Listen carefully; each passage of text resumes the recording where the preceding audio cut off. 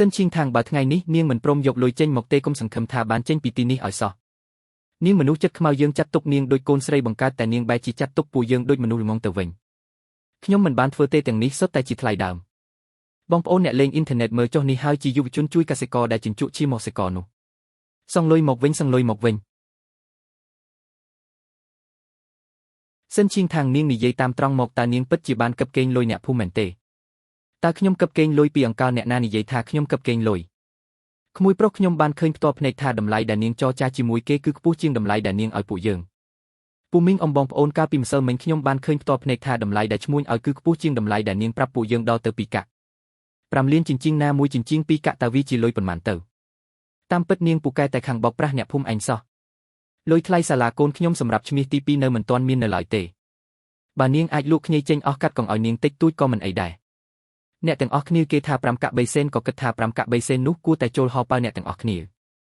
មិនអញ្ចឹងឬនាងប្រាប់អ្នកភូមិថា5កាក់1សេនតែគេឲ្យនាង5កាក់3សេនលុយខុសគ្នា2កាក់នៅកណ្ដាលនាងកុំមកប្រាប់ខ្ញុំថាជាថ្លៃនឿយហត់អីនាងកំពុងជួយភូមិមិនមែនឆ្លៀតឱកាសកេងចំណេញទេត្រូវហើយមិនគួរយកទេឡានទី1 23,000ចិញ្ចៀងថ្លៃដឹកជញ្ជូន480ថ្លៃលើកដាក់600ថ្លៃក្លាសេ920ថ្លៃដឹកជញ្ជូនខ្លី300អ្នកទាំងអស់គ្នាឃើញតែ5កាក់3សេនគ្មានអ្នកណាឃើញទេថានៅសល់ប៉ុន្មានពេលឡាននេះមកដល់ដៃខ្ញុំអ្នកណាដឹងថាវិកេបាត់ទាំងនេះនាងខ្លាញ់បន្លំតាមក្រោយឬអត់ឈៀងខាងបើនាងពិតជាមិនបានកឹបកេងមែនឲ្យអ្នកភូមិពិនិត្យបញ្ជីទៅពិនិត្យបញ្ជីមិនទាន់គ្រប់គ្រាន់ទេនាងត្រូវសងលុយ2កាក់នោះមកអ្នកភូមិវិញសិននាងមិនបាននិយាយថាមិនបានចំណេញទៅសងវិញក៏មិនខាតដែរចាំពិនិត្យច្បាស់លាស់បើសិនជាការយកច្រឡំចាំសងនាងវិញត្រូវហើយសងសិនមកសុទ្ធតែអ្នកភូមិជាមួយគ្នាសោះនាងយកចេញមកសិនដើម្បីបញ្ជាក់ភាពស្អាតស្អំរបស់នាងពួកគេមិនមែនចង់បានយុត្តិធម៌ទេពួកគេចង់ឲ្យខ្ញុំទទួលរ៉ាប់រងថ្លៃដើមទាំងអស់រួចហើយអរគុណពួកគេដែលបានផ្ដល់ឱកាសឲ្យខ្ញុំបញ្ជាក់ភាពស្អាតស្អំឈៀងខាងសងគេទៅគ្រួសារសិនមិនអាចឲ្យគេចង្អុលមុខជេរបានទេចុះកិត្តិយសរបស់ខ្ញុំវិញបានអ្នកទាំងអស់គ្នាចង់បានលុយវិញខ្ញុំនឹងសងវិញប៉ុន្តែថ្ងៃនេះខ្ញុំសូមនិយាយមួយម៉ាត់ពេលសងលុយនេះរួចសណ្ដែកគួរភូមិស៊ីងហួរខ្ញុំសិនឈៀងខាងមិនទទួលទិញសំបីតែមួយសរសៃអញគំរាមអ្នកណាគ្មានអញសណ្ដែកគួរលក់មិនចេញទេអីចឹងសូមជូនពរឲ្យអ្នកទាំងអស់គ្នាលក់បានថ្លៃមួយកន្លះកាត់ថ្លៃសាំងថ្លៃទម្លាក់ទំនិញថ្លៃក្លាសេនឹងការខូចខាត1គីឡូចំណេញបាន2កាក់5លានគីឡូខ្ញុំចំណេញបាន10000យ៉នតែពួកគេមើលឃើញតែ2កាក់នោះទេ10000យ៉នមិនទាន់គ្រប់ថ្លៃកង់ឡានដែលខ្ញុំបើកខូចផងកូនស្រីម៉ាក់មិនគួរឲ្យកូនសងលុយគេទេសងបើគេចង់បានខ្ញុំនឹងឲ្យហេតុអីកូនខំប្រឹងស្ទើរស្លាប់ជួយលក់សណ្ដែកគួរឲ្យពួកគេតែពួកគេបែរជាមកខំកូនវិញប៉ានិយាយត្រូវតែបើខ្ញុំមិនសងពួកគេច្បាស់ជារូសដំបូលផ្ទះយើងមិនខានលុយនោះផ្ទះយើងក៏រកមិនបានច្រើនម្លេះដែរលក់ឡាននោះជាលុយដែលកូនសន្សំ2ឆ្នាំអត់ឡានអាចទិញថ្មីបានតែបើបាត់បង់ជីវិតយើងមិនអាចរស់នៅក្នុងភូមិនេះបានទៀតទេសុំទោសឡាននេះឯងបើកយូរប៉ុណ្ណាហើយ2ឆ្នាំ2ឆ្នាំបើកដល់ថ្នាក់នេះឯងដឹកអីវ៉ាន់ឬដឹកជីវិត30000មិនថែមសំបី1សេនពេលខ្ញុំទិញតម្លៃ42000នោះជាតម្លៃកាលពី2ឆ្នាំមុនទូឡានឯងចិត្តរបូតអស់ហើយខ្ញុំទិញមកត្រូវជួសជុលទៀត30000អស់ថ្លៃហើយយកពមប្រញាប់ប្រើលុយមែនក្មេងធ្វើអីប្រញាប់ម្លេះអរគុណដែលកំដរខ្ញុំឆ្លងកាត់ការលំបាក2ឆ្នាំនេះ30000គត់ឯងរាប់មើលទៅឯងមិនរាប់ទេអីរាប់ក៏មិនកើនដែរក្មេងស្រីនេះមិនក៏ក្រសែភ្នែកដូចមនុស្សស្លាប់ចឹង30000យ៉នគ្រប់គ្រាន់សម្រាប់សងពួកគេហើយនៅសល់ប៉ុន្មានខ្ញុំរ៉ាប់រងខ្លួនឯងឈៀងខាងថានឹងសងលុយឲ្យអ្នកទាំងអស់គ្នានៅថ្ងៃនេះគិតតាមគីឡូ1គីឡូ5សេនផ្ទះខ្ញុំ30000ចិញ្ចៀងគឺ1200ផ្ទះខ្ញុំ40000ចិញ្ចៀងឲ្យខ្ញុំមុនមកពូចឹង30000ចិញ្ចៀង1200ស៊ីញ៉ៃមកត្រឹមតែ2កាក់សោះគួរតែសងយូរហើយមីង3ថ្ងៃមុនមីងនិយាយថាបើខ្ញុំអាចលក់សណ្ដែកគួរចេញមីងនឹងក្រាបសំពះខ្ញុំឥឡូវសណ្ដែកគួរលក់ចេញហើយលុយក៏សងមីងវិញដែលការក្រាបសំពះនេះមីងមិនបាច់ទេស្អីគេនៅហ៊ានដល់មកទៀតឈៀងខាងលោកតាចឹងលោកតាស៊ីញ៉ៃចុះថតទុកទៅថ្ងៃក្រោយមានប្រយោជន៍សិនឈៀងខាងលើកនេះដឹងពីភាពខ្លាំងហើយមែនទេលោកចង់និយាយពីអីខ្ញុំចង់និយាយថាឈុតឆាកថ្ងៃនេះរបស់នាងខ្ញុំថតទុកទាំងអស់ហើយខ្ញុំនឹងបង្ហោះចូលអ៊ីនធឺណិតឲ្យគ្រប់គ្នាបានឃើញថាតើអ្វីទៅជាការជួយកសិករជញ្ជក់ឈាមពេលលោកថតតើបានថតវិក័យប័ត្រចំណាយរបស់ខ្ញុំចូលដែរទេវិក័យប័ត្រអីគេ ថ្លៃផ្ញើថ្លៃលើកដាក់ថ្លៃក្លាសេថ្លៃដឹកជញ្ជូនលោកបានថតទេរបស់អស់នោះនរណាចង់មើលអ្នកលេងអ៊ីនធឺណិតគ្រាន់តែចង់ឃើញនាងរកលុយខ្មៅងឹតប៉ុណ្ណោះអញ្ចឹងលោកទទួលស្គាល់ថាលោកត្រៀមកាត់ន័យយកតែមួយចំណែកមិនមែនហៅថាកាត់ន័យយកតែមួយចំណែកទេហៅថាចាប់ចំណុចសំខាន់ចាំបានហើយយ៉ាងម៉េចនាងនៅអាចក្រឡាប់មេឃបានទៀតចឹងធានសឺលោកចាំពាក្យដែលនិយាយថ្ងៃនេះខ្ញុំក្រឡាប់មេឃឬអត់លោកចាំមើលទៅធានសឺឯងប្រកាសថាធ្វើបែបនេះគ្មានបញ្ហាទេមីងទុកចិត្តចុះសិនឈៀងທາງចប់ហើយថ្ងៃក្រោយសណ្ដែកគួរនៅភូមិសៀងហួរខ្ញុំជាអ្នកសម្រេចកូនស្រីនៅមិនទាន់គេងទៀតរៀបចំអីលុយសឹងអស់ហើយប៉ាខ្ញុំរៀបចំអីវ៉ាន់បន្តិចម៉ាក់ខ្ញុំសួរម៉ាក់តើគ្រួសារយើងធ្វើខុសអីគេខ្ញុំជួយពួកគេលក់សណ្ដែកគួរខាត់ទាំងលុយខាត់ទាំងកម្លាំងពួកគេបែរមកខំខ្ញុំទុកធ្វើអីទុកសិនទៅរងចាំមើលថ្ងៃដែលពួកគេបរាជ័យកូនស្រីតើកូនមានគម្រោងធ្វើអ្វីនៅថ្ងៃអនាគតមើលសិនទៅមើលសិនចុះការងារនៅស្ថានីយ៍ដឹកជញ្ជូននៅធ្វើទៀតទេធ្វើឲ្យតែពួកគេនៅតែត្រូវការខ្ញុំមានរឿងអីអ្នកគ្រប់គ្រងលីនៅស្ថានីយ៍ដឹកជញ្ជូនបាននិយាយថាមានគេរាយការណ៍ពីខ្ញុំហើយឲ្យខ្ញុំទៅទីនោះនៅថ្ងៃស្អែកសិនឈីងធីងមិនមែនខ្ញុំមិនជួយនាងទេនរណាជារាយការណ៍លិខិតរួមមួយច្បាប់ដែលនិយាយថានាងលក់កសិផលដើម្បីយកលុយចូលហោប៉ៅខ្លួនឯងលិខិតរួមមានមនុស្សប៉ុន្មានអ្នកចុះហត្ថលេខាជាង30នាក់អ្នកគ្រប់គ្រងលីខ្ញុំបានធ្វើការជាមួយអ្នកអស់រយៈពេល2ឆ្នាំមកហើយតើអ្នកគិតថាខ្ញុំជាមនុស្សបែបហ្នឹងមែនទេខ្ញុំពិតជាដឹងថានាងមិនមែនទេប៉ុន្តែលិខិតនេះពោពេញទៅដោយស្នាមមេដៃពណ៌ក្រហមខ្ញុំមិនអាចមិនខ្វល់បានទេចុះយ៉ាងម៉េចទៀតក្រុមហ៊ុនមានបំណងផ្អាកកិច្ចសហប្រតិបត្តិការសិនរងចាំរហូតដល់រឿងរ៉ាវត្រូវបានបញ្ជាក់ច្បាស់លាស់សិនយូរប៉ុណ្ណាមិនដឹងទេយកព្រមខ្ញុំយល់ហើយស្នាមមេដៃពណ៌ក្រហមជាង30ពូចៅមីងស៊ូលោកតាចាងពួកគេទើបតែយំនៅមុខខ្ញុំកាលពីប៉ុន្មានថ្ងៃមុនការងារនៅស្ថានីយ៍ដឹកជញ្ជូនក៏បាត់បង់ឡានក៏លក់ឥឡូវខ្ញុំគ្មានអ្វីសោះ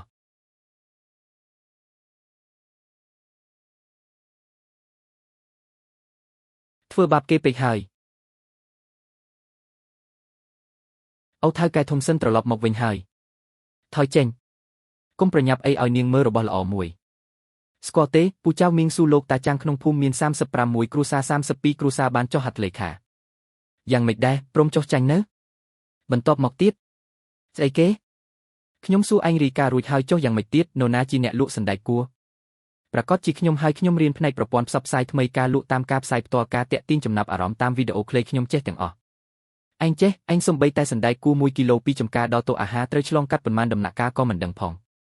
កុំមើលងាយគេពេកគ្មានសិនឈីងធីងនាងសណ្ដែកគួរនៅភូមិសៀងហួរនៅតែអាចលក់ចេញបានអញ្ចឹងខ្ញុំនឹងចាំមើលឯងលក់នាងចាំមើលទៅមិនដល់មួយខែទេខ្ញុំនឹងធ្វើឲ្យសណ្ដែកគួរនៅភូមិសៀងហួរលក់ដាច់ពេញស្រុកចឹងខ្ញុំជូនពរឲ្យលោកជោគជ័យកុំគិតថាខ្ញុំមិនដឹងលោកឯងច្បាស់ជាលេងខូចពីក្រោយខ្នងកាត់ផ្លូវខ្ញុំរឹងសិនខ្ញុំមិនទំនេរដល់ថ្នាក់នឹងទេផ្លូវលោកគឺលោកកាត់ដោយខ្លួនឯងចាំមើលទៅហេងថេងតើអ្នកមានរឿងអីចង់ប្រកាសថ្ងៃនេះខ្ញុំមកប្រាប់អ្នកទាំងអស់គ្នាថាចាប់ពីថ្ងៃនេះទៅខ្ញុំឈិនខេងថេងនឹងដកខ្លួនចេញពីក្រុមផ្គត់ផ្គង់សណ្ដែកគួរភូមិសេងយកទាំងអស់ហើយលែងទទួលទិញកសិផលពីភូមិសេងយកទៀតហើយមិនធ្វើក៏ហីទៅនរណាខ្វល់ពីនាងមែនហើយឈិនសនិយាយថាគេនឹងនាំពួកយើងលក់សណ្ដែកគួរបានចឹងខ្ញុំសូមជូនពរឲ្យអ្នកទាំងអស់គ្នារកលុយបានច្រើនពេលដើរតាមឈិនពូមីងទាំងអស់គ្នាគិតចាប់ពីថ្ងៃនេះទៅសណ្ដែកគួរនៅភូមិសេងយកខ្ញុំឈិនស៊ីជាអ្នកម៉ៅទាំងអស់ឈិនសពិតជាពូកែមែនដើរតាមឈិនសពិតជាមិនខុសទេ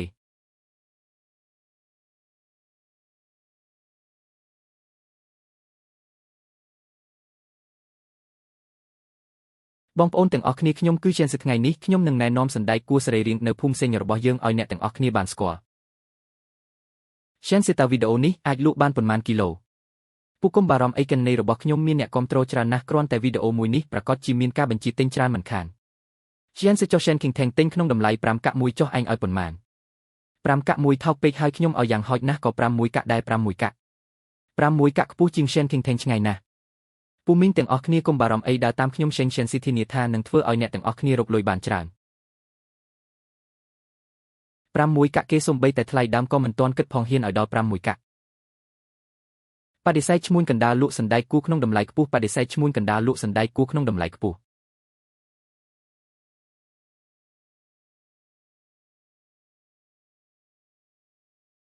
ហើយកែទិញសណ្ដែកគួរទេជារបស់ភូមិសេញហពិត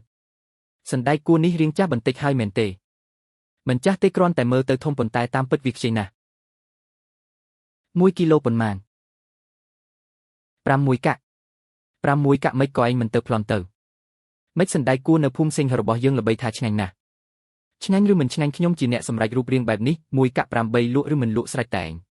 1កាក់8សេនឯងគិតថាឲ្យទៀនអ្នកសុំទៀនមែនទេអ្នកសុំទៀននៅស្រស់បោះជាងសណ្ដែកគួរឯងនេះទៀតឯងមើលទំនិញឯងមើលស្វិតអស់ហើយនៅហ៊ានទា6កាក់ទៀត6កាក់ឥឡូវលក់រីនៅផ្សារទៅតែ8កាក់ទេកំឡោះឲ្យធ្វើជំនួញមិនមែនចេះតែស្រែកទេទៅគុំមកពីងផ្លូវសិនឈីងថាងច្បាស់ជានាងឯងលួចធ្វើស៊ីពីក្រោយខ្នងហើយមិនអាចទេមិនអាចលក់មិនចេញទេបងវាងខ្ញុំមកពីភូមិសៀងហួរយកទំនិញល្អមកឲ្យបងភូមិសៀងហួរពីមុនអ្នកដែលសហការជាមួយភូមិឯងមិនមែនអូនសិនទេអីនាងជប់ធ្វើហើយឥឡូវខ្ញុំជាអ្នកទទួលខុសត្រូវបានរើបែងចែកហើយនៅស្អីគេរើបែងចែកតាមប្រវែងនិងទំហំផ្សារទំនើបត្រូវការតែរបស់ល្អប្រវែងលើស15សង់ទីម៉ែត្រទំហំប៉ុនគ្នាមិនមានស្នាមដង្កូវស៊ីតើមានរបាយការណ៍ត្រួតពិនិត្យជាតិគីមីទេរបាយការណ៍អីគេហើយមានគម្រោងវិច្ចខ្ចប់វិធានការរក្សាភាពស្រស់វិក័យប័ត្រតើពួកឯងមានលិខិតអនុញ្ញាតត្រឹមត្រូវទេអានឹងចាំបំពេញតាមក្រោយក៏បានតាមក្រោយផ្សារទំនើបយើងត្រូវការឥឡូវនេះកំឡោះឲ្យឯងនេះមិនមែនហៅថាលក់ទំនិញទេគឺមករករឿងត្រឡប់ទៅរៀបចំឯកសារឲ្យគ្រប់សិនចាំមកវិញផ្សារទំនើបស្អីទេចង់យកក៏យកមិនយកក៏ហីទៅបងលីសណ្ដែកគួរភូមិសៀងហួរយើងស្រស់ណាស់យកទៅប្រើនៅអាហារដ្ឋានសាលាគឺត្រូវមិនតែម្ដងពួកឯងអាចផ្គត់ផ្គង់បានទៀងទាត់ទេបានភូមិយើងមានដីរាប់រយហិកតែណោះមានឡានដឹកទំនិញខ្លះសេទេឡានអីគេឡានដឹកទំនិញខ្លះសេបន្លែស្រស់ពីចំការមកដល់អាហារដ្ឋានត្រូវខ្លះសេរហូតដើម្បីធានាភាពស្រស់ពួកឯងមានទេពួកយើងអាចរកវិធីបានរកវិធីអាហារដ្ឋានសាលាត្រូវចុះកិច្ចសន្យាបើមានបញ្ហានរណាទទួលខុសត្រូវគណៈកម្មការភូមិអាចទទួលខុសត្រូវបានមានខ្ញុំជាមេភូមិគណៈកម្មការភូមិមានអាជ្ញាប័ណ្ណអាជីវកម្មទេមានលិខិតអនុញ្ញាតអាជីវកម្មម្ហូបអាហារទេកំឡោះឲ្យធ្វើជំនួញមិនមែនចេះតែស្រែកទេអញសំបីតែលក្ខខណ្ឌមូលដ្ឋានក៏គ្មានផងឲ្យខ្ញុំចុះកិច្ចសន្យាជាមួយអញមិនកើតលក្ខខណ្ឌឡានខ្លះសេកិច្ចសន្យារបស់អស់ទាំងនេះតើសិនឈីងທາງរកបានដោយរបៀបណាច្បាស់ជាសិនឈីងທາງលួចធ្វើស៊ីពីក្រោយខ្នងហើយធានស៊ឺសណ្ដែកគួរយ៉ាងម៉េចហើយលក់ចេញនៅមែនហើយ3ថ្ងៃហើយលុយ1សេនក៏មិនទាន់ឃើញដែរពូមីងកុំបារម្ភអីកំពុងតែតាក់ទងមួយហើយឆាប់នេះនឹងមានដំណឹងល្អហើយ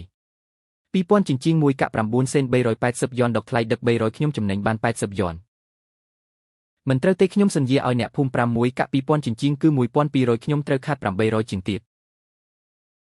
ធានស៊ឺសណ្ដែកគួរផ្ទះខ្ញុំទុក3ថ្ងៃហើយបើមិនលក់ទៀតចាស់អស់ហើយមែនហើយពេលសិនឈីងថាងនៅ3ថ្ងៃនឹងប្រម៉ូទទិញថ្ងៃនឹងធានស៊ឺឯងធ្វើបានរត់នឹងអ្នកទាំងអស់គ្នារងចាំបន្តិចទៀតទៅថ្ងៃស្អែកច្បាស់ជាមានដំណឹងហើយចាក់ចោលទៅទុកក៏រលួយដែរសណ្ដែកគួររបស់ខ្ញុំខំដាំតាំងពីព្រលឹមទល់ព្រលប់អស់រយៈពេល3ខែបាប់កម្មណាស់នេះសុទ្ធតែជាស្បៀងអាហារតើចុះសិនឈីងថាងវិញគាត់នៅឯណាថាលក់បាន6កាក់នោះថាលក់បានពេញមួយស្រុកនោះ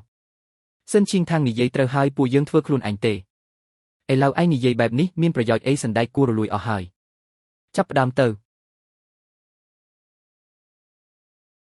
ថៅកែទិញសណ្ដែកគួរទេជារបស់ភូមិសៀងហួរនៅស្រស់ណាស់របស់ភូមិសៀងហួរមិនយកទេមិនបានមិនយកពីមុនមិនធ្លាប់តែយកទេអីពីមុនគឺពីមុនកំឡោះនៅភូមិអ្នកឯងប៉ុន្មានថ្ងៃមុនបង្កចំនួននៅផ្សារបោះដុំធ្វើឲ្យខូចឈ្មោះភូមិសៀងហួរអស់ហើយថៅកែរបស់ភូមិសៀងហួរមិនយកទេអង្វរលោកហើយយកតែមួយរទេសនេះទៅ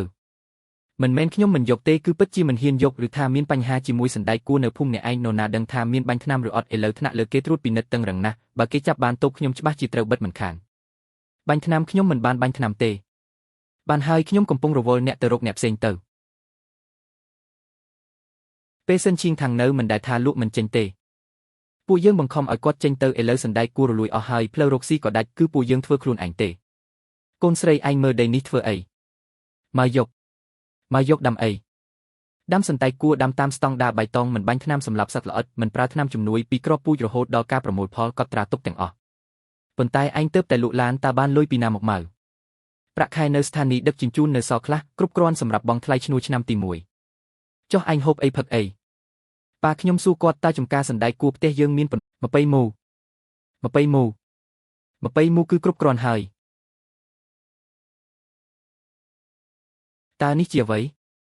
ខ្សែសង្វាក់ផលិតកម្មការបេះការឬការធ្វើឲ្យត្រជាក់ការប្រឡាក់ការវេចខ្ចប់គឺធ្វើនៅផ្ទះទាំងអស់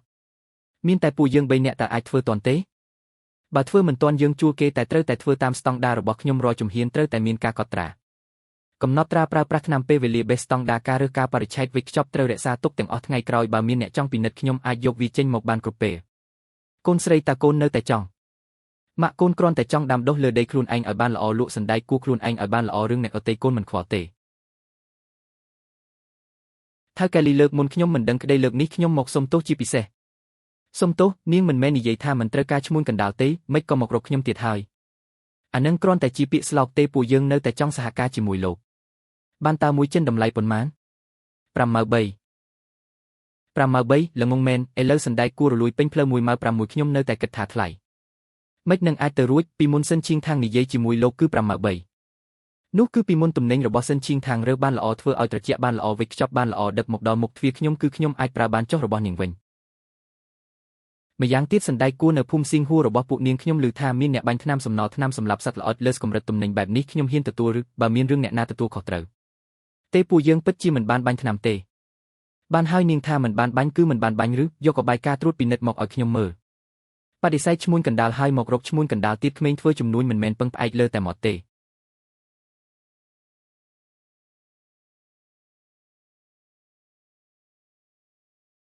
លោកចាំមើលចុះចប់ហើយចប់សពគ្រប់ហើយបើដឹងមុនខ្ញុំមិនហ៊ានចាក់ចេញពីសិនឈីងທາງទេមកពីចឹងធានស៊ីនិយាយថា6ម៉ៅសំបីតែ1សេនក៏មិនឃើញដែរអ្នកទាំងអស់គ្នាកុំទាន់ភ័យខ្ញុំនឹកឃើញវិធីទៀតហើយវិធីឯងនៅមានមុខនិយាយពីវិធីទៀតសន្តែគួរផ្ទះយើងរលួយអស់ហើយអញសង់មកទេមិនមែនជាកំហុសខ្ញុំទេគឺអ្នកទិញទាំងនោះមានចិត្តណាធ្វើបាបគេហេតុអ្វីបានជាគេធ្វើបាបអ្នកពេលស៊ិនឈីងທາងនៅទីនេះហេតុអ្វីគេមិនធ្វើបាបស៊ិនឈីងທາងអ្នកទាំងអស់គ្នាស្គាល់តែស៊ិនឈីងທາងនាងច្បាស់ជាអ្នកនៅពីក្រោយរឿងនេះធានស៊ីសួរខ្លួនឯងមើលតើស៊ិនឈីងທາងធ្លាប់ធ្វើបាបអ្នកទេនាងជួយយើងលក់សណ្ដែកគួរចំណាយទាំងលុយនិងកម្លាំងអ្នកថានាងចិត្តខ្មៅបង្ខំនាងឲ្យសងលុយវិញលក់ឡានបាត់បង់ការងារឥឡូវសណ្ដែកគួររលួយអស់ហើយអ្នកនៅតែបន្ទោសនាងទៀតស៊ិនឈីងທາងចេញមកមានការអីតើអ្នកនៅពីក្រោយរឿងនេះមែនទេមានចិត្តណាធ្វើឲ្យអ្នកទិញមិនទិញទំនិញរបស់យើងខ្ញុំក្រៅពីអ្នកតើមាននរណាទៀតអ្នកគ្រាន់តែច្រណែនដែលខ្ញុំដណ្ដើមមុខជំនួញរបស់អ្នកចេញធានស៊ីខ្ញុំសួរអ្នក3សំណួរទី1តើអ្នកដឹងទេថាសណ្ដែកគួរពីចំការដល់តូអាហារត្រូវឆ្លងកាត់ប៉ុន្មានដំណាក់កាលទី2តើអ្នកដឹងទេថាការដឹកជញ្ជូនអាហារស្រស់ត្រូវការលក្ខខណ្ឌអ្វីខ្លះទី3តើអ្នកដឹងទេថាការសហការជាមួយផ្សារទំនើបនិងអាហារដ្ឋានត្រូវការលក្ខណៈសម្បត្តិអ្វីខ្លះអ្នកមិនដឹងអ្វីសោះហ៊ានទទួលខុសត្រូវទាំងអស់សណ្ដែកគួររលួយអស់ផ្លូវលក់ដាច់អ្នកភូមិទាំងអស់ជួបសំណាងអាក្រក់ដោយសារអ្នកនេះជាអ្វីដែលអ្នកធ្វើខ្លួនឯងតើវាតាក់ទងអ្វីនឹងខ្ញុំអ្នកកុំអោពេកខ្ញុំនឹងរកវិធីចឹងខ្ញុំជូនពរឲ្យអ្នកសំណាងល្អស៊ិនឈីងທາງខ្ញុំនឹងមិនចាញ់អ្នកទេអ្នកចាញ់បាត់ទៅហើយធានស៊ីអ្នកភូមិទាំងអស់កំពុងជាអ្នកតើអ្នកមានគម្រោងអ្វីមីងខ្ញុំមានវិធីហើយវិធីអ្វីឡាយផ្ទាល់លក់ភាពកំសត់បាទយើងថតវីដេអូឲ្យអ្នកភូមិយំនៅមុខកាមេរ៉ាថាសណ្ដែកគួរលក់មិនចេញសុំឲ្យអ្នកលេងអ៊ីនធឺណិតជួយលើអ៊ីនធឺណិតគេចូលចិត្តបែបនេះណាតើវាអាចទៅរួចទេមីងជឿខ្ញុំចុះខ្ញុំរៀនផ្នែកប្រព័ន្ធផ្សព្វផ្សាយថ្មីឲ្យតែវីដេអូកំសត់គ្រប់គ្រាន់ច្បាស់ជាមានអ្នកកំងទិញចុះសណ្ដែកគួរចិត្តរលួយអស់ហើយតើផ្ញើទំនិញយ៉ាងម៉េចមិនអីទេអ្នកលេងអ៊ីនធឺណិតទិញក្តីអាណិតមិនមែនសណ្ដែកគួរទេចាំទទួលទំនិញសិនចាំគិតទៀតចំណងជើងដាក់ថាកសិករលក់សណ្ដែកគួរមិនចេញលុតជង្គង់សុំអ្នកចិត្តល្អជួយអំដោយរូបភាពអ្នកភូមិយំច្បាស់ជាល្បីមីងទៅហៅពូចៅនិងមីងស៊ូមឲ្យពួកគេសហការជាមួយខ្ញុំថតវីដេអូធានស៊ីថងនេះមិនសូវមមទេតើគួរដូរយកមួយល្អបដូរធ្វើអីការរងចោថោកជាងគេលុយដែលសល់គឺជាប្រាក់ចំណេញចុះការរក្សាភាពស្រស់វិញតើត្រូវដាក់ថង់ទឹកកកខ្លះទេថង់ទឹកកកមួយតម្លៃប៉ុន្មានបើបូកបញ្ចូលគ្នាដើមទុនអស់រលីងហើយកុំបារម្ភអីការដឹកជញ្ជូននឹងមកដល់ក្នុងរយៈពេល2ឬ3ថ្ងៃវាមិនរលួយទេឬនេះរលួយអស់ហើយរើសវាចេញធ្វើអីច្រកចូលគ្នាទៅយ៉ាងណាក៏អ្នកទិញតាមអ៊ីនធឺណិតមើលមិនឃើញដែរ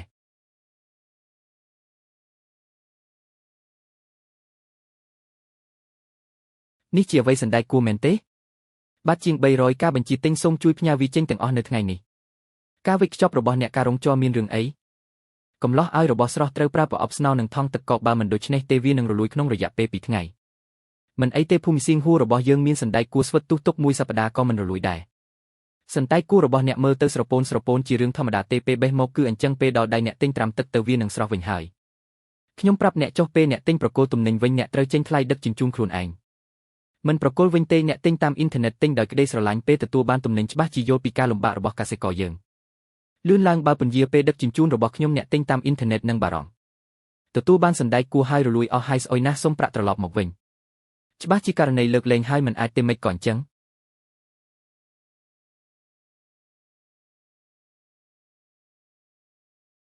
2000ខ្ញុំមិនចំណេញមួយកាក់ទេថែមទាំងខាត់2000ទៀត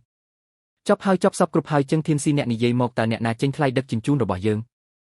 ខ្ញុំក៏មិននឹកស្មានថានឹងមានការសុំប្រាក់ត្រឡប់មកវិញដែរមិននឹកស្មានអ្នកនិយាយថាអ្នកទិញតាមអ៊ីនធឺណិតទិញដោយក្តីស្រឡាញ់តើនៅណាអ្នកនិយាយថាមិនប្រកល់ទំនិញវិញតើនៅណា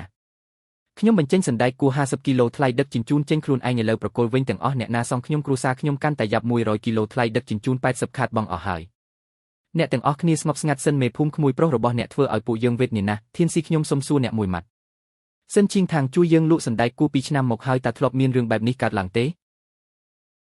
នាងជួយយើងចរចាប៉ុស្តិ៍លក់រត់ការដឹកជញ្ជូនធ្វើការត្រជាក់ជាមុនរ៉ាប់រងការខូចខាតមិនយកលុយលើសមួយកាក់តិចចុះអ្នកវិញកូនស្រីនេះជាអ្វីរបាយការណ៍ធ្វើតេស្តសណ្ដែកគួរ20ហិកតារបស់យើងត្រូវបានបញ្ជូនទៅធ្វើតេស្តទាំងអស់រកមិនឃើញសំណល់ថ្នាំសម្លាប់សត្វល្អិតទេនេះតើនេះមានប្រយោជន៍អ្វីមានប្រយោជន៍ធំណាស់សណ្ដែកគួររបស់យើងតាំងពីគ្រាប់ពូជរហូតដល់ការបេះរាល់ជំហានសុទ្ធតែមានការកត់ត្រាប្រាអ្វីអ្នកណាស្រោចទឹកប៉ុន្មានថ្ងៃណាបាញ់ថ្នាំថ្ងៃណាបេះត្រូវកត់ត្រាទុកទាំងអស់កូនខ្លាចមានគេយកបញ្ហាសំណល់ថ្នាំកសិកម្មមកនិយាយមែនទេគេឈ្មោះភូមិស៊ីងហួរគឺស្អុយរលួយអស់ហើយប៉ុន្តែសណ្ដែកគួរគ្រួសារសិនត្រូវតែស្អាតជានិច្ច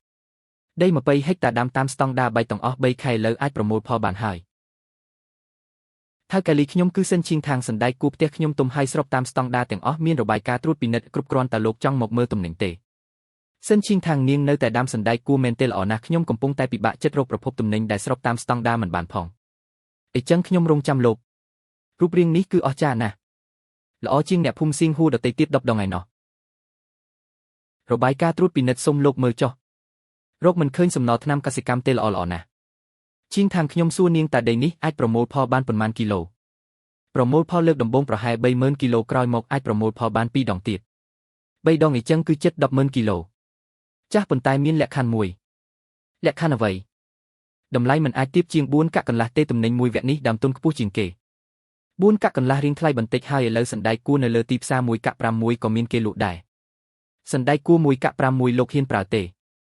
ក៏មែនដែរឥឡូវទំនិញនៅខាងក្រៅ10កន្ត្រកមាន8កន្ត្រកមានសំណល់ថ្នាំកសិកម្មលើសកម្រិតសល់2កន្ត្រកទៀតគឺរលួយដូច្នេះ4កាក់កន្លះគឺសមនឹងតម្លៃហើយយល់ពមជំហានដំបូងគឺដើរចេញទៅបានហើយកូនស្រីពួកយើង3នាក់ធ្វើតាន់ទេប្រញាប់ប្រមូលផលលើកដំបូងសិនចាំការបញ្ជាទិញមានស្ថិរភាពចាំជួលគេទំនិញដែលថៅកែលីចង់បានពេលណាដឹកទៅព្រឹកស្អែកខ្ញុំបានតាក់ទងឡានត្រជាក់នៅទីរួមស្រុកឲ្យដឹកទៅដល់មុខរោងចក្រតែម្ដងកូនស្រីកូនមិនមានបំណងជួយអ្នកភូមិទេប៉ាខ្ញុំធ្លាប់ជួយឲ្យពួកគេធ្វើដាក់ខ្ញុំយ៉ាងម៉េចប៉ាឃើញស្រាប់ហើយប៉ាដឹងគ្រាន់តែគិតថាពួកគេក៏គួរឲ្យអាណិតដែរគួរឲ្យអាណិតពួកគេបង្កើតពាក្យចាំអារ៉ាមថាខ្ញុំចិត្តខ្មៅបង្ខំឲ្យខ្ញុំសង្លុយលក់ឡានរួមគ្នាដាក់ពាក្យបណ្ដឹងកាត់ផ្ដាច់ផ្លូវរកស៊ីខ្ញុំនេះហៅថាគួរឲ្យអាណិតមែនទេប៉ាខ្ញុំមិនមែនមិនជួយទេគឺពួកគេត្រូវរៀនធ្វើជាមនុស្សសិនទីផ្សារមិនស្គាល់មនុស្សទេស្គាល់តែទំនិញនិងច្បាប់ទម្លាប់ប៉ុណ្ណោះមានន័យថាម៉េចពួកគេមិនយល់ពីហេតុផលនេះទេជួយប៉ុន្មានដងក៏គ្មានប្រយោជន៍ដែរចាំពួកគេគិតយល់ច្បាស់ហើយនឹងមករកខ្ញុំដោយខ្លួនឯងចប់ហើយសណ្ដែកគួររលួយអស់ហើយរកលុយមិនបានមួយកាក់សោះលុយសន្សំរបស់គ្រួសារខ្ញុំបាត់បង់អស់ហើយចុះចឹងធានស៊ីគេនៅណាលាក់ខ្លួនបាត់ហើយប៉ុន្មានថ្ងៃនេះសំបីតែទ្វារក៏មិនហ៊ានចេញដែរពួកឯងញើនៅសណ្ដែកគួរគ្រួសារសិនឈីងທາງលក់ចេញហើយលក់ឲ្យអ្នកណាតម្លៃប៉ុន្មានសណ្ដែកគួរ4កាក់កន្លះ1គីឡូ30000គីឡូ4កាក់កន្លះត្រឹម1កាក់6ក៏គ្មានអ្នកទិញផង4កាក់កន្លះបើគុំតែដេញគេចេញពីភូមិមែនហើយសណ្ដែកគួរគេមានអីអស្ចារ្យទើបលក់ថ្លៃម្ល៉េះលាថាសណ្ដែកគួរគេគឺស្តង់ដារបៃតងរបាយការណ៍ត្រួតពិនិត្យគ្រប់គ្រាន់គ្មានជាតិគីមីសំបីបន្តិចពេលនេះដឹងថាខុសគ្នានៅត្រង់ណាហើយមែនទេអ្នកណាទៅគោះទ្វារឯងទៅហេតុអីខ្ញុំទៅកាលនោះអ្នកដែលជាគេខ្លាំងជាងគេគឺអ្នកឯងមកឈរមុខផ្ទះខ្ញុំធ្វើអីពូយ៉ាវ3ខែមុនពូចង្អុលមុខជាខ្ញុំថាចិត្តខ្មៅមីងខែមីងដើរប្រាប់គេពេញភូមិថាខ្ញុំជាបិសាចជញ្ជក់ឈាមតាយ៉ែងតាផ្ដិតមេដែលប្តឹងខ្ញុំពេលនេះសណ្ដែកគួរស្អុយអស់ហើយផ្លូវក៏ដាច់ពួកអ្នកឯងមករកខ្ញុំទៀតអាំងអីត្រឡប់ទៅវិញទៅគិតច្បាស់សិនចាំមករកខ្ញុំពេលនេះគិតយ៉ាងម៉េចទៅ វីដេអូនេះមិនក៏មើលទៅคล้ายៗម្លេះរិជាសណ្ដែកគួរនេះច្បាស់ជាស្អុយរលួយអស់ហើយទើបលក់មិនចេញមែនទេលយមែនព័ត៌មាននេះក្រៅហើយអ្នកទាំងអស់គ្នាថ្ងៃនេះខ្ញុំនឹងទម្លាយរឿងបោកប្រាស់ដ៏គួរឲ្យអាណិតមួយទេមិនអាចទេជានសេវីដេអូលើអ៊ីនធឺណិតឯងបានមើលហើយនៅមីងខ្ញុំមិនដឹងថាយ៉ាងម៉េចទេពេលនេះពេញអ៊ីនធឺណិតគេកំពុងជារភូមិយើងថ្នាក់ដឹកនាំស្រុកក៏ទេមកសួរដែរថ្នាក់ស្រុកអញដឹងទេបើរឿងនេះរាលដាលធំតំណែងមេភូមិរបស់ខ្ញុំនៅរក្សាបានទៀតទេមីងគិតយ៉ាងម៉េចទៅនៅគិតយ៉ាងម៉េចទៀតរកវិធីបំបិទរឿងនេះទៅបំបិទយ៉ាងម៉េចរបស់លើអ៊ីនធឺណិតលុបក៏លុបមិនអស់ដែរមានវិធីមួយវិធីអីរក Shen King Tang ឲ្យនាងចេញមុខនិយាយថាសណ្ដែកគួរភូមិយើងគ្មានបញ្ហាទេគឺអ្នកលេងអ៊ីនធឺណិតយកច្រឡំមីងនាងអាំងអីមកជួយយើងនាងមិនជួយក៏ត្រូវតែជួយដែរគាត់ក៏ជាអ្នកភូមិសៀងហួរដែរឈ្មោះភូមិស្អុយអស់ហើយតែសណ្ដែកគួរគាត់នៅលក់ចេញទៀតទេគឺនៅទីនេះហើយភូមិសៀងហួរវីដេអូលក់ភាពកំសត់បោកលុយតាមអ៊ីនធឺណិតគឺបង្ហោះចេញពីទីនេះបងចៅតើយើងសម្ភាសអ្នកណាមុនរកអ្នកភូមិសួរនាំពីស្ថានភាពសិនទៅ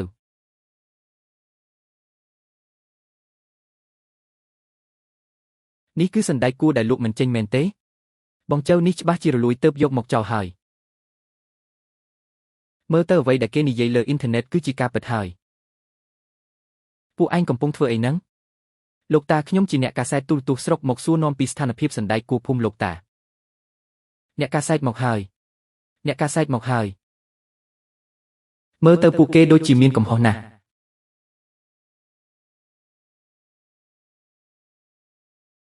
ខាងនោះគឺពួកលោកគឺ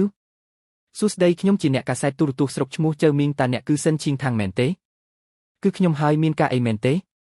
គឺអញចេះមានវីដេអូមួយនិយាយពីសណ្ដែកគួរភូមិសៀងហួរនៅលើអ៊ីនធឺណិតបង្កឲ្យមានការជែកវែកញែកយ៉ាងខ្លាំងយើងចង់មកសួរនាំពីស្ថានភាពពិតតើពួកលោកចង់ដឹងពីអ្វីឮថាពីមុនអ្នកតែងតែជួយលក់សណ្ដែកគួរឲ្យអ្នកភូមិក្រោយមកខ្ញុំក៏ត្រូវគេដេញចេញ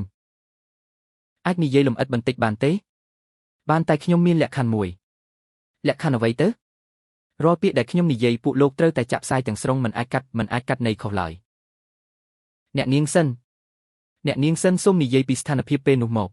3 ខែមុនសណ្ដែកគួរភូមិសៀងហួរប្រមូលផលបានច្រើនតែគ្មានទីផ្សារអ្នកភូមិមករកខ្ញុំឲ្យខ្ញុំជួយតាក់ទងរកមួយអញ្ចឹងអ្នកជួយលក់សណ្ដែកគួរឲ្យពួកគេមិនត្រឹមតែមិនចំណេញថែមទាំងខាតទៀតមិនត្រឹមតែខាតទេខ្ញុំបាត់បង់ការងារនៅកន្លែងដឹកជញ្ជូនលក់ឡានតែមួយគត់របស់ខ្ញុំហើយគេឈ្មោះក៏ត្រូវខូចអស់ដែរតើអាចឲ្យពួកយើងថតវីដេអូបាក់ទាំងនោះបានទេថតតាមសប្បាយចុះខ្ញុំគ្មានអ្វីត្រូវលាក់បាំងទេបងចៅនារីម្នាក់នេះកំសត់ណាស់ពិតជាមិនដឹងមែនមិនត្រឹមតែកំសត់ទេនាងត្រូវអ្នកដែលខ្លួនធ្លាប់ជួយខំត្រឡប់វិញបងមើលនេះវីដេអូបាត់ថ្លៃផ្ញើកិច្ចសន្យាដឹកជញ្ជូនបង្កាន់ដៃថ្លៃក្លាសេសុទ្ធតែជាលុយដែលនាងចេញមុននេះជាតារាងតម្លៃដែលនាងឲ្យទៅអ្នកទិញកាលនោះទិញចូល5កាក់1សេនលក់ចេញ5កាក់3សេន1គីឡូចំណេញ2សេនដកថ្លៃផ្ញើថ្លៃលើកដាក់ថ្លៃក្លាសេខូចខាត1គីឡូចំណេញតែ2សេនទេមែនហើយសណ្ដែកគួរ5លានគីឡូនាងចំណេញសរុបមិនដល់ 10000 យ៉នផង10000 យ៉ននាងរត់ចុះរត់ឡើងប៉ុន្មានជើងទៅនេះមិនស្មើនឹងធ្វើការស៊ីឈ្នួលគេផងព័ត៌មានមួយនេះត្រូវតែផុសឲ្យគ្រប់គ្នាបានឃើញថាតើការតបស្នងដោយការស្អប់វាជារឿងអ្វីបងចៅធ្វើបែបនេះវាមិនសូវអីមិនសូវពិតមែនទេវីដេអូលក់ឡៃឡុងនៅលើអ៊ីនធឺណិតអាចផុសបានចុះហេតុអីព័ត៌មានមួយនេះផុសមិនបានជៀនយកវីដេអូសម្ភាសរបស់សិនឈីងថាងវិក័យបាត់និងវីដេអូដែលមេភូមិខົບខិតគ្នាកាត់ចូលគ្នាទាំងអស់ទៅចុះចំណងជើងវិញដាក់ថាទឹកភ្នែកក្មេងស្រីកសិករចិត្តល្អជួយគេតែត្រូវគេលាបពណ៌ខ្ញុំជួយលក់សន្តែកឲ្យពួកគាត់ចេញទាំងលុយចេញទាំងកម្លាំងតែពួកគាត់បែរជាមកលាបពណ៌ខ្ញុំបង្ខំឲ្យខ្ញុំសង្លុយលក់ឡានបោះបង់ការងារចប់ហើយលើកនេះចប់មែនទែនហើយបិទមាត់ទៅទុកឲ្យខ្ញុំគិតសិននេះហើយដែលហៅថាលក់ឡៃឡុងអ្នកភូមិរួមដៃគ្នាដេញអ្នកដែលជួយខ្លួនឯងចេញហើយថែមទាំងយកសន្តែកទៅចោលក្នុងធុងសម្រាមទៀតចៅមីងនេះខ្ញុំពិតជាមើលស្រាលគេមែនលោកប្រធានលាវចាស់ខ្ញុំដឹងហើយពួកយើងច្បាស់ជាសហការក្នុងការស៊ើបអង្កេតមីងគេថាមិនខ្លះស្រុកនឹងបញ្ជូនមនុស្សមកស៊ើបអង្កេតគេថាព័ត៌មានលើអ៊ីនធឺណិតផ្ទុះខ្លាំងពេកត្រូវតែមានការពន្យល់ដល់មហាជនស៊ើបអង្កេតអីគេស៊ើបអង្កេតវីដេអូលក់ឡៃឡុងរបស់ឯងនឹងថាជាការផ្សព្វផ្សាយคล้ายៗឬអត់ស៊ើបអង្កេតពីគុណភាពសណ្ដែកហើយស៊ើបអង្កេតថាមេភូមិដូចជាខ្ញុំនេះមានកំហុសឬអត់ខ្ញុំគ្រាន់តែធ្វើរឿងដែលខ្ញុំគួរធ្វើខ្ញុំជឿថាការពិតនឹងមិនត្រូវបានកប់ចោលទេសុំសួរតិចមើលកាលពីមុនអ្នកដែលប្តឹងសិនឈីងថាងគឺជានរណាជាអ្នករៀបចំក្នុងសម្បត្តិប្តឹងមានស្នាមមេដៃជាង30ប្រកាសជាមានអ្នកចាំហើយមែនទេលោកពូក៏បានផ្តិតមេដៃដែរមែនទេខ្ញុំបានផ្តិតមែនពេលនោះហេតុអីបានជាប្តឹង ពេលនោះធានស៊ឺប្រាប់ថាសិនឈៀងថាងស៊ីដាច់លុយញើសឈាមពួកយើងមានភស្តុតាងទេមេភូមិចឹងរឿងប្តឹងនេះអ្នកមីងដឹងទេខ្ញុំក៏បានស្ដាប់អ្នកភូមិនិយាយដែរអ្នករៀបចំចឹងធានស៊ឺគឺជាក្មួយរបស់អ្នកមីងមែនទេគេជាក្មួយខ្ញុំមែនតែរឿងនេះមិនពាក់ព័ន្ធនឹងខ្ញុំទេសម្បត្តិប្តឹងគឺចេញពីគណៈកម្មាធិការភូមិហើយមានបោះត្រាគណៈកម្មាធិការភូមិទៀតមេភូមិដូចជាអ្នកមីងពិតជាមិនដឹងរឿងមែនតាមពិតសម្បត្តិប្តឹងគឺមានបោះត្រាគណៈកម្មាធិការភូមិសោះមិនចម្លែកទេដែលស្ថានីយ៍ដឹកជញ្ជូនផ្អាកការងារសិនឈៀងថាងលឿនម្លេះចឹងធានស៊ឺវីដេអូលក់ឡៃឡុងដែលឯងបានផុសនោះគឺក្នុងអំឡុងពេលដឹកជញ្ជូនតើអ្នកប្រើការវេចខ្ចប់អ្វីមានខ្សែសង្វាក់ត្រជាក់ទេយើងបានពិនិត្យរួចហើយអ្នកប្រើការវេចខ្ចប់ថង់ស្បែកពស់គ្មានខ្សែសង្វាក់ត្រជាក់គ្មានវិធានការរក្សាភាពស្រស់សណ្ដែកគួរពីការដឹកជញ្ជូនដល់ការទទួលយ៉ាងហោចណាស់ស្ថិតក្នុងបរិយាកាសសីតុណ្ហភាពខ្ពស់រយៈពេល3ថ្ងៃខ្ញុំមិនយល់នៅពេលនោះមិនយល់អ្នកមិនយល់ហេតុអ្វីហ៊ានទទួលមកការទាំងអស់អ្នកមិនយល់ហេតុអ្វីហ៊ានសន្យា6កាក់មួយជញ្ជីងអ្នកមិនយល់ហេតុអ្វីហ៊ានដេញអ្នកដែលជួយអ្នកចេញហើយក៏អ្នករៀបចំអ្នកភូមិឲ្យលក់ភាពកំសត់និងយំនៅក្នុងវីដេអូតើខ្លឹមសារទាំងនេះជារឿងពិតឬជាការសម្ដែងគឺគាត់ជាអ្នកឲ្យពួកយើងសម្ដែងអាបោកប្រាស់អញបិទមាត់ទៅមេភូមិរែងអ្វីដែលអ្នកគួរព្រួយបារម្ភនៅពេលនេះគឺខ្លួនអ្នកក្នុងនាមជាមេភូមិអ្នកដឹងច្បាស់ថាក្មួយប្រុសរបស់អ្នកកំពុងធ្វើការឃោសនាបោកប្រាស់មិនត្រឹមតែមិនបញ្ឈប់ទេថែមទាំងប្រើត្រាគណៈកម្មាធិការភូមិដើម្បីជួយគាត់រាយការណ៍ពីគូប្រជែងទៀតនេះហៅថាអ្វីនេះហៅថាការប្រើប្រាស់អំណាចដើម្បីប្រយោជន៍ផ្ទាល់ខ្លួននេះហៅថាការធ្វេសប្រហែសក្នុងភារកិច្ចដីមួយកន្លែងនេះមានទំហំសរុប20ហិកតាទាំងអស់ដាំដុះតាមស្តង់ដារបៃតងប្រើប្រាស់ជីសរីរាង្គមិនបាញ់ថ្នាំសម្លាប់សត្វល្អិតមិនប្រើថ្នាំបន្ទុំមិនបាញ់ថ្នាំសម្លាប់សត្វល្អិតចុះសត្វល្អិតចង្រៃគិតយ៉ាងម៉េចការពារសត្វល្អិតតាមបែបធម្មជាតិអំពូលភ្លើងតាក់ទាញសត្វល្អិតបន្ទះស្អិតចាប់សត្វល្អិតដោយដៃការចំណាយខ្ពស់ប៉ុន្តែសណ្ដែកគួរមានសុវត្ថិភាពរូបរាងពិតជាល្អមែនមិនឆ្ងល់ទេដែលរោងចក្រយ៉ាងខេសុកចិត្តចំណាយ4កាក់កន្លះដើម្បីទិញ4កាក់កន្លះមិនចាត់ទុកថាខ្ពស់ទេចាំខ្ញុំបង្កើតម៉ាកយីហោរួចយ៉ាងហោចណាស់ត្រូវលក់ឲ្យបាន8កាក់ចាស់វិញ្ញាបនបត្របៃតងការតាមដានគុណភាពតម្លៃម៉ាកយីហោគ្រប់យ៉ាងអាចបន្ថែមលុយបានអ្នកស្រីឆែនតើខ្ញុំអាចសួរអ្នកមួយសំណួរបានទេសួរមកអ្នកភូមិធ្វើដាក់អ្នកបែបនោះតើអ្នកស្អប់ពួកគេទេស្អប់មិនដល់ថ្នាក់នឹងទេខកចិត្តគឺជារឿងពិតចុះអ្នកនៅតែជួយពួកគេទៀតទេមើលអាកប្បកិរិយារបស់ពួកគេសិនប្រសិនបើពួកគេគ្រាន់តែចង់រកនរណាម្នាក់ជួយពួកគេលក់ទំនិញនោះខ្ញុំមិនជួយទេចុះប្រសិនបើពួកគេសុខចិត្តធ្វើតាមស្តង់ដាររបស់ខ្ញុំស្តង់ដារដាំដុះស្តង់ដារគុណភាពស្តង់ដារសហប្រតិបត្តិការនោះខ្ញុំអាចពិចារណាបានខ្ញុំមិនមែនជាសប្បុរសជនទេខ្ញុំជាអ្នកជំនួញជួយមនុស្សបានប៉ុន្តែមិនអាចឲ្យគេចាត់ទុកខ្ញុំជាមនុស្សល្ងងនោះទេខេងថេងពួកយើងមកសុំទោសអ្នកសុំទោសនិយាយមកមើលគឺជាកំហុសរបស់ពួកយើងមិនគួរជឿពាក្យរបស់យេងឈៀនសេមិនគួរប្រឌិតរឿងថាអ្នកមានចិត្តខ្មៅមិនគួររួមគ្នារាយការណ៍ពីអ្នកទេខេងថេងកាលនោះខ្ញុំថាអ្នកជាបិសាចជញ្ជក់ឈាមខ្ញុំខុសហើយអ្នកវីខ្ញុំឬជាខ្ញុំក៏បានដែរខេងថេងឲ្យតាសុំទោសចៅកាលនោះមិនគួរផ្តិតមេដែលលើលិខិតរាយការណ៍សោះខេងថេងសុំទោសពួកយើងខុសហើយការសុំទោសខ្ញុំទទួលយកហើយប៉ុន្តែមានរឿងមួយដែលខ្ញុំចង់និយាយឲ្យច្បាស់ខ្ញុំមិនមែនជាអ្នកបរិសុទ្ធទេត្រូវគេចាក់ពីក្រោយហើយនៅអាចញឹមនិយាយថាមិនអីទេចង់ឲ្យខ្ញុំជួយអ្នកទាំងអស់គ្នាម្ដងទៀតអាចបានតែមានលក្ខខណ្ឌ3លក្ខខណ្ឌអីឯងនិយាយមកទី1ដីដែលសហការទាំងអស់ត្រូវតែដាំដុះតាមស្តង់ដាររបស់ខ្ញុំជីសរីរាង្គការពារសត្វល្អិតតាមបែបធម្មជាតិកត់ត្រាទុកគ្រប់សកម្មភាពយល់ពមទី2តម្លៃប្រម៉ូទិញគឺខ្ញុំជាអ្នកកំណត់អ្នកទាំងអស់គ្នាគ្រាន់តែដាំមិនអនុញ្ញាតឲ្យលួចលក់ឲ្យអ្នកផ្សេងទេ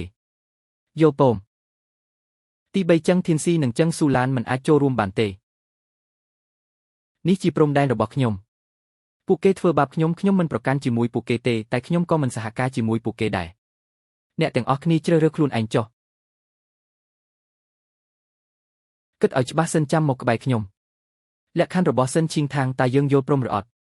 យល់ព្រមគឺចង់យល់ព្រមហើយតែនាងថាមិនឲ្យចឹងធានស៊ីនិងមេភូមិចូលរួមតើគិតយ៉ាងម៉េចខ្វល់ពីពួកគេធ្វើអីពួកគេធ្វើបាបយើងនៅមិនទាន់គ្រប់ទៀតមែនទេមិនអាចនិយាយបែបនេះទេមេភូមិទូយ៉ាងណាក៏ជាមេភូមិដែរខ្ញុំនិយាយពាក្យយុត្តិធម៌មួយម៉ាត់ពេលសិនឈីងថាងជួយយើងចឹងស៊ូឡាននិងចឹងធានស៊ីបានធ្វើអីខ្លះបង្កើតពាក្យចាមអារាមប្តឹងដណ្ដើមមួយពេលនេះសិនឈីងថាងមិនចង់សហការជាមួយពួកគេតើមានកំហុសទេចឹងស៊ូឡានទោះយ៉ាងណាក៏ជាមេភូមិដែរបើយើងរំលងគាត់ថ្ងៃក្រោយនៅក្នុងភូមិរស់នៅយ៉ាងម៉េចមែនហើយបើមេភូមិគុំគួនយើងខ្ញុំសុំនិយាយមួយម៉ាត់យើងដាំបន្លែលក់ពឹងលើខ្លួនឯងមិនមែនពឹងមេភូមិទេលក្ខខណ្ឌរបស់សិនឈីងថាងច្បាស់ណាស់ធ្វើតាមនាងសណ្ដែកគួរអាចលក់បានតម្លៃ4កាក់កន្លះធ្វើតាមចឹងធានស៊ីសណ្ដែកគួររលួយក្នុងដីនេះនៅត្រូវជ្រើសរើសទៀតមែនទេពូចៅពូនិយាយខ្លួនឯងមើលចឹងធានស៊ីជួយពូលក់បានលុយប៉ុន្មាន មួយកាក់ក៏គ្មានថែមទាំងខាតថ្លៃដឹកទៀតពេលនេះសិនជីងថាងសុកចិត្តទុកឱកាសឲ្យយើងនៅស្ទាក់ស្ទើរអីទៀតក្មេងនេះនិយាយត្រូវយើងត្រូវតែសម្លឹងទៅមុខអ្នកភូមិចង់រំលងខ្ញុំទៅសហការជាមួយសិនជីងថាងមីងខ្ញុំលើគេថាយប់មិញពួកគេប្រជុំគ្នានៅផ្ទះពូចៅពួកគេប៉ះបរហើយតើខ្ញុំនៅជាមេភូមិរបស់ភូមិនេះទៀតឬអត់មីងចុះបើយើងក៏ទៅរកសិនជីងថាងទៅសុំទោសនាងទៅសុំទោសខ្ញុំចឹងស៊ូឡានធ្វើជាមេភូមិ10ឆ្នាំហើយមិនទាន់ធ្លាប់សុំទោសអ្នកណាទេនាងចង់សហការជាមួយអ្នកភូមិត្រូវប្រើដីក្នុងភូមិមែនទេត្រូវដើរផ្លូវក្នុងភូមិមែនទេត្រូវប្រើប្រឡាយទឹកក្នុងភូមិមែនទេរបស់ទាំងនេះគណៈកម្មការភូមិជាអ្នកសម្រេចខ្ញុំមិនជឿទេគ្មានការគ្រប់គ្រងពីគណៈកម្មការភូមិនាងអាចធ្វើអីបានហើយជីងថាងពួកយើងបានពិភាក្សាគ្នាហើយលក្ខខណ្ឌទាំង3របស់អ្នកពួកយើងយល់ព្រមទាំងអស់ល្អអញ្ចឹងពួកយើងនិយាយពីការសហការជាក់លាក់ចុះការសហការលើកទី1ជ្រើសរើស10គ្រួសារសិនមួយគ្រួសារយកដី50000មកដាំតាមស្តង់ដាររបស់ខ្ញុំគ្រាប់ពូជីបច្ចេកទេសខ្ញុំជាអ្នកផ្ដល់ឲ្យជីងថាងចុះតម្លៃប្រម៉ូទិញវិញទីនេះតម្លៃទាបបំផុត3កាក់5មិនកំណត់តម្លៃខ្ពស់បំផុតទេបើគុណភាពល្អអាចបានដល់4កាក់ឬខ្ពស់ជាងនេះទីនេះតម្លៃទាបបំផុត3កាក់5ទីនេះតម្លៃទាបបំផុត3កាក់5ល្អជាងមុនឆ្ងាយណាស់ថែមទាំងមិនកំណត់តម្លៃខ្ពស់បំផុតទៀតធ្វើការជាមួយជីងថាងពិតជាមិនខុសទេមានចំណុចមួយខ្ញុំត្រូវនិយាយឲ្យច្បាស់ក្នុងអំឡុងពេលសហការមិនអនុញ្ញាតឲ្យលួចលក់ទំនិញមិនអនុញ្ញាតឲ្យលួចបន្លំមិនអនុញ្ញាតឲ្យប្រើថ្នាំគីមីអ្នកណាប្រព្រឹត្តខុសលុបចោលសិទ្ធិសហការភ្លាមជីងថាងឯងទុកចិត្តចុះពួកយើងច្បាស់ជាធ្វើតាមឯងនិយាយសង្ឃឹមថាលើកនេះពួកអ្នកពិតជាស្មោះត្រង់ចុះបានអញ្ចឹងចាប់ផ្ដើមពីថ្ងៃស្អែកទៅពូចៅពូទួលខុសត្រូវស្រង់ស្ថិតគ្រួសារកសិករដែលចូលរួមលើកទី1ហើយរាយការណ៍បញ្ជីឈ្មោះមកខ្ញុំគ្មានបញ្ហាទេសេចក្តីជូនដំណឹងពីគណៈកម្មាធិការភូមិចាប់ពីថ្ងៃនេះទៅប្រឡាយទឹកនៅភ្នំខាងក្រោយត្រូវជួសជុលផ្អាកការផ្គត់ផ្គង់ទឹកបណ្ដោះអាសន្នផ្អាកការផ្គត់ផ្គង់ទឹកចុះដីពួកយើងគិតយ៉ាងម៉េចបងប្អូនអ្នកភូមិទាំងអស់គ្នាប្រឡាយទឹកខូចខាតយូរឆ្នាំហើយត្រូវតែជួសជុលនេះគឺដើម្បីប្រយោជន៍អ្នកទាំងអស់គ្នាមេភូមិប្រឡាយទឹកនេះប្រារព្ធ10ឆ្នាំហើយមិនក៏ថាយកទៅជួសជុលភ្លាមអញ្ចឹងពូចៅថ្នាក់លើមានការកំណត់ហេដ្ឋារចនាសម្ព័ន្ធត្រូវតែជួសជុលជាប្រចាំខ្ញុំក៏ធ្វើតាមច្បាប់ដែរ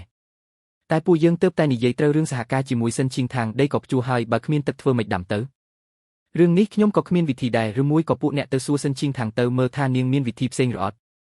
មេភូមិធ្វើនេះគឺមានចិត្តណាមែនទេច្បាស់ជាអញ្ចឹងហើយនាងមិនឲ្យពួកយើងសហការជាមួយសិនជីងថាងទេចឹងស៊ូឡានម្នាក់នេះពីស្ពោលពេកហើយឥឡូវគិតយ៉ាងម៉េចគ្មានទឹកដីក៏ខូចហើយទៅរកជីងថាងរឿងនេះមានតែនាងទេដែលអាចរកវិធីបានសិនជីងថាងខ្ញុំចាំមើលថាឯងគិតយ៉ាងម៉េចជីងថាងចឹងស៊ូឡានកាប់ផ្ដាច់ប្រឡាយទឹកហើយថាយកទៅជួសជុលមិនដឹងថាពេលណាទើបហើយទេជួសជុលនៅពេលនេះគាត់គឺមានចិត្តណាមិនឲ្យពួកយើងសហការជាមួយអ្នកទេប្រឡាយទឹកជារបស់គណៈកម្មាធិការភូមិគាត់ពិតជាមានសិទ្ធិសម្រេចថានឹងជួសជុលនៅពេលណាចុះគិតយ៉ាងម៉េចទៅមិនមែនចេះតែបណ្ដោយទេមែនទេគាត់កាត់ផ្ដាច់ប្រឡាយទឹកពួកយើងក៏មិនបាច់ប្រើប្រឡាយទឹកដែរមិនប្រើប្រឡាយទឹកចុះទឹកក្នុងស្រែបានមកពីណានៅភ្នំខាងក្រោយមានអណ្ដូងចាស់មួយកាលពីមុនចំនួនតាយាយខ្ញុំធ្លាប់ប្រើក្រោយមកពេលប្រឡាយទឹកធ្វើរួចក៏លែងប្រើទៅអណ្ដូងមួយនោះខ្ញុំចាំបានតើនៅប្រើបានទៀតទេត្រូវសម្អាតបន្តិចហើយដាក់ម៉ាស៊ីនបូមទឹករៀងពិបាកបន្តិចតែមិនបាច់ទៅអង្វរគណៈកម្មាធិការភូមិទេកម្រិតទឹកនៅប្រើបានសម្អាតបន្តិចទៅហើយដាក់ម៉ាស៊ីនបូមទឹកអាចស្រោចស្រពដីបាន50ហិកតាឈីងថាននៅតែអ្នកមានវិធីចឹងស៊ូឡានចង់គៀបសង្កត់ពួកយើងមិនងាយស្រួលនោះទេគំនុំមួយនេះខ្ញុំចាំទុកសិនហើយអណ្ដូងនេះរាប់សិបឆ្នាំមិនបានប្រើមិននឹកស្មានថាទឹកនៅតែល្អបែបនេះសោះបានហើយបញ្ហាទឹកត្រូវបានដោះស្រាយហើយឥឡូវចាប់ផ្ដើមភ្ជួររាស់ដីនិងសាបព្រោះ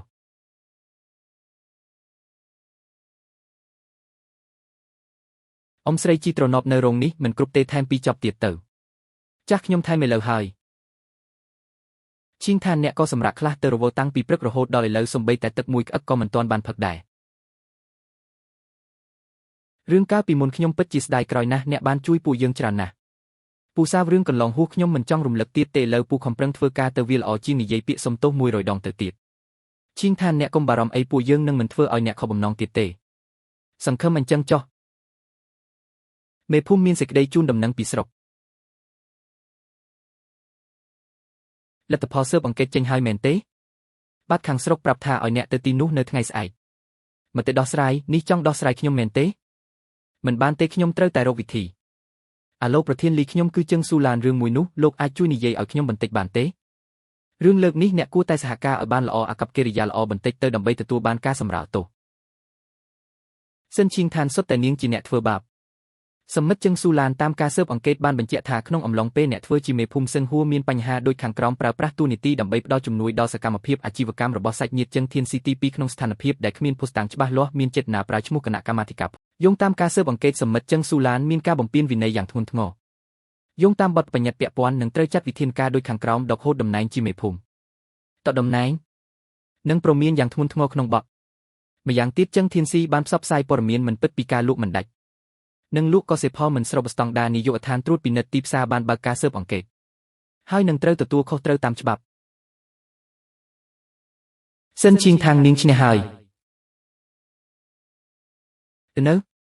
ចឹងស៊ូឡានត្រូវគេដកតំណែងហើយមែនឬអត់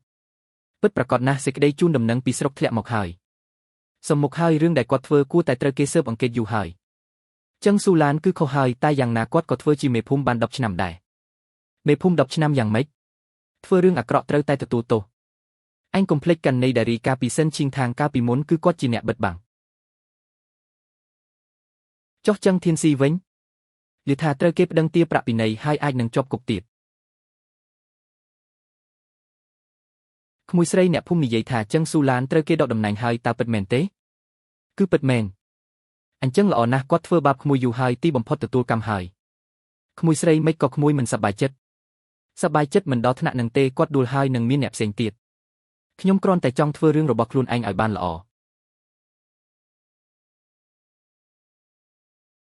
លោកតាចាងតើលោកតាមកផ្ទះចឹងស៊ូឡានធ្វើអី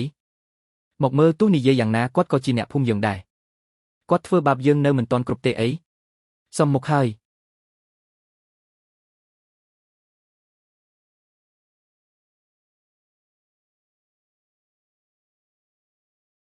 ស៊ូឡានអើយ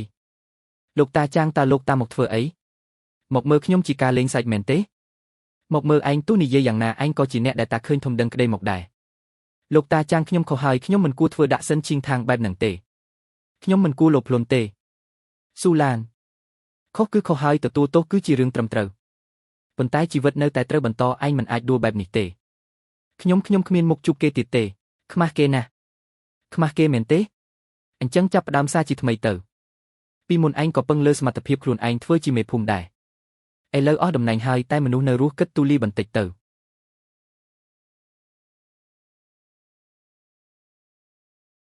ជីងឋាងឯងមើលសណ្ដែកគួរនេះល្អជាង100ឆ្នាំ10ដង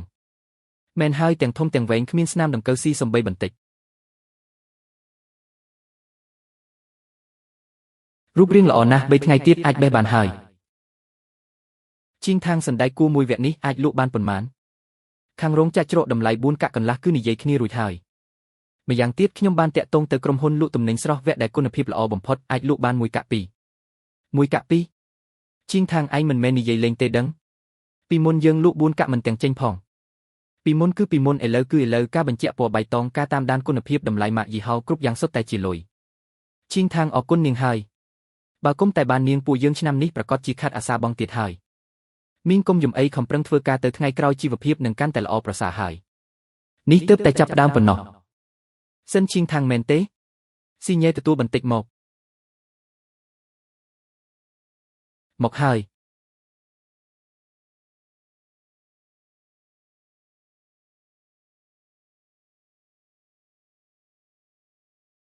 វិញ្ញាបនបត្រអាហារពណ៌បៃតងគោតតាមដានគុណភាពផលិតផលក្មួយស្រីទាំងនេះជាអ្វីទៅនេះគឺជាអត្តសញ្ញាណប័ណ្ណសណ្ដែកគួរយើងមានរបស់ទាំងនេះផ្សារទំនើបអនឡាញភោជនីយដ្ឋានលំដាប់ខ្ពស់សុទ្ធតែអាចលក់បានក្មួយស្រីឯងពិតជាពូកែមែនកសិកម្មជីងឋាងនេះគឺជាម៉ាកយីហោផ្ទាល់ខ្លួនរបស់យើងថ្ងៃក្រោយសណ្ដែកគួរភូមិស៊ីងហួរនឹងហៅថាសណ្ដែកគួរជីងឋាងល្អណាស់គ្រួសារសិនយើងទីបំផុតមានអ្នកពូកែម្នាក់ហើយផ្លូវមួយនេះខ្ញុំដើរត្រូវហើយលោកអគ្គនាយកលីនេះគឺជាមូលដ្ឋានដាំដុះរបស់យើងការដាំដុះតាមស្តង់ដារ50ហិកតាប្រើជីសរីរាង្គទាំងស្រុងការពារសត្វល្អិតតាមបែបធម្មជាតិនេះជារបាយការណ៍ត្រួតពិនិត្យ PKT 3រកមិនឃើញសំណល់ថ្នាំកសិកម្មទេរូបរាងពិតជាល្អមែនចុះរបាយការណ៍ត្រួតពិនិត្យអញ្ចឹងតម្លៃ1កាក់2មិនថ្លៃពេកទេមែនទេយល់ព្រមវគ្គដំបូងខ្ញុំយក5000ចិញ្ចៀងពេលក្រោយចាំមើលការលក់សិនចាំបន្ថែមទៀតសហការដោយរីករាយជីងឋាងនិយាយត្រូវគ្នាហើយមែនទេ ត្រូវគ្នាហើយមួយកញ្ចប់ពី 5000 គីឡូមួយជីវិតនេះមិនដែលលក់បានថ្លៃខ្ពស់បែបនេះទេនេះទើបជាការជួយកសិករពិតប្រាកដមិនមែនលក់ភាពកំសត់មិនមែនទាមទារការអាណិតគឺទុកឲ្យផលិតផលជាអ្នកបញ្ជាក់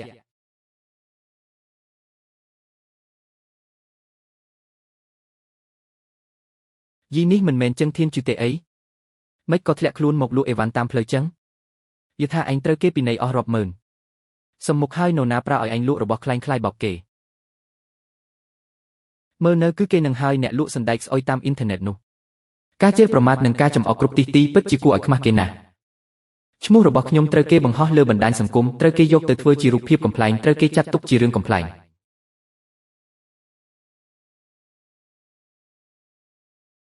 សិនឈីងថាង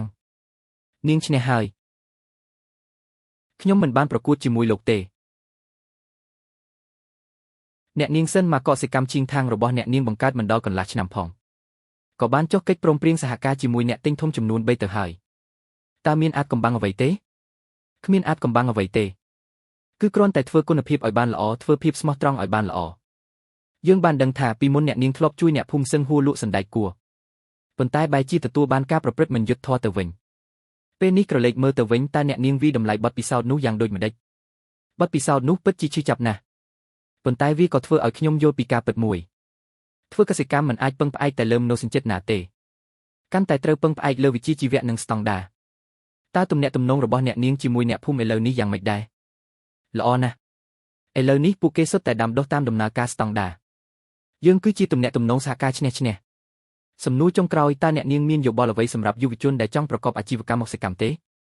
យោបល់របស់ខ្ញុំគឺកុំខ្លាចខាតប៉ុន្តែក៏កុំធ្វើជាមនុស្សល្ងងដែរផ្លូវកសិកម្មនេះលំបាកណាស់ប៉ុន្តែឲ្យតែទីដែលត្រឹមត្រូវគឺច្បាស់ជាអាចដើរទៅមុខបានភូមិយើងទីបំផុតមានស្លាកយីហោល្បីមួយហើយមែនហើយថ្ងៃក្រោយនិយាយពីភូមិសឹងហួរគេនឹងដឹងថាជាកន្លែងផលិតសណ្ដែកគួរល្អកាលនោះបើសិនជាមិនល្ងងបែបហ្នឹងតើល្អយ៉ាងណាទៅស្លាប់ហើយពិតជារស់មែនសំខាន់គឺសណ្ដែកគួររបស់យើងត្រូវតែសាកសមនឹងស្លាកនេះខេងថេងឯងកុំបារម្ភអីពួកយើងច្បាស់ជាធ្វើតាមឯងនិយាយមិនឲ្យឯងខ្មាស់គេទេខេងថេងឲ្យតាជំពាក់ចៅមួយម៉ាត់លោកតាកុំធ្វើអញ្ចឹងអី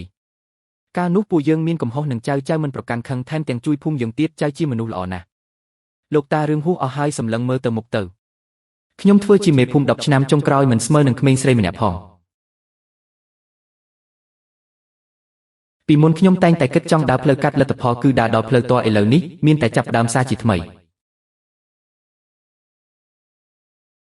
រេងឈីលមិនក៏ឯងមកដាំដុះនៅទីនេះដាំដុះមិនទៅពីមុនខ្ញុំក៏ជាកសិករដែរឈិនខេងថេងឯងអាចចាប់ផ្ដើមសារជាថ្មីបានខ្ញុំក៏អាចដែរអគ្គនាយកឈិននេះគឺជាថ្នាក់ដឹកនាំនៃមន្ទីររសកម្មខេត្តចង់មកទស្សនាស្តង់របស់យើងសួស្ដីថ្នាក់ដឹកនាំសូមស្វាគមន៍ក្មួយឈិនទម្រង់របស់ក្មួយនេះមិនអន់ទេក្រុមហ៊ុនបូកនឹងកសិករបូកនឹងស្តង់ដាអាចចម្លងតាមបានយ៉ាងល្អ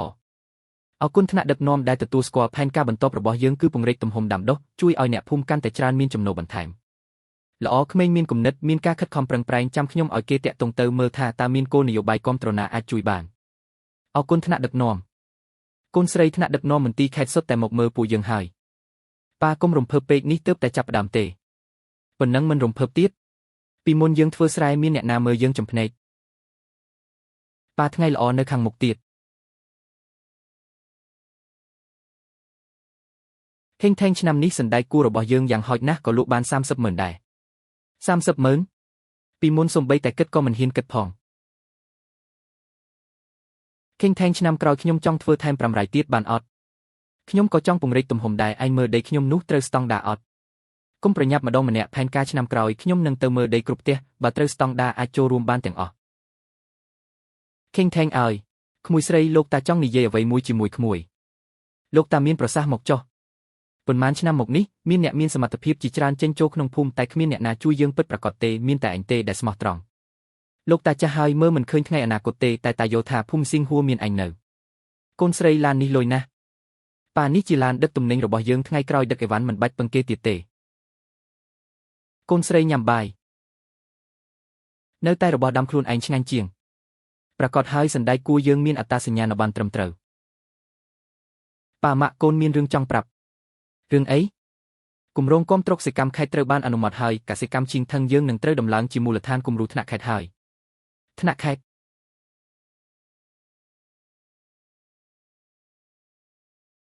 អនាគតរបស់ភូមិស៊ីងហួរនឹងកាន់តែល្អប្រសើរឡើង